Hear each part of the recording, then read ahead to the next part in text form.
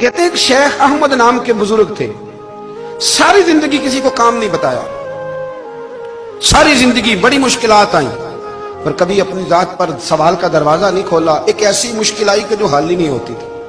किसी ने उन पर कोई इल्जाम लगा दिया। अबू मुस्लिम नाम का एक बादशाह था, उसकी हुकूमत थी, उसने पकड़ के कैद में डाल दिया। अब कैद में है, जुर्म लग गया है, फर्द जुर्म आयद हो गई है, जेल में है।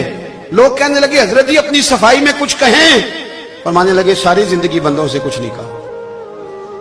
अल्लाह रसूल को पता है मैं बेगुनाह हूं, मुझे कहने की जरूरत नहीं। दाता गानी बख्श अली हजवेरी ने लिखा है, दाता साहब कहते हैं तू यकीन कामिल तो पैदा कर, तू ईमान तो पुख्ता कर।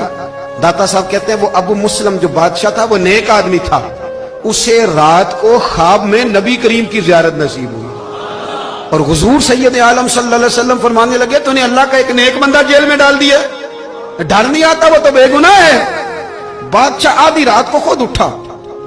दादा साहब फरमाते हैं किसी गार्ड को नहीं भेजा, पुलिस वाले को नहीं भेजा, जेलर से नहीं कहा, खुद गया, जाके जेल का दरवाजा खोला। दरवाजा खोल के उस दरवेश को आजाद किया, कहने लगा बाबा जाओ, मुझे पता चल गया बेगुनाह है। बाबा जी सलाम करके जाने लगे तो बादशाह फिर आगे आया, हाथ बांधे, हाथ चूमे, कहने लगा हुजूर आप बड़े नेक हैं, मेरे लिए कोई हुक्म हो तो बताइएगा, मेरे लायक को खिदमत हो तो बताइएगा। तो शेख अहमद फरमाने लगे तुझे अभी भी समझ नहीं आई, तुझे अभी भी नहीं समझ आई। कहने लगा हुजूर क्या?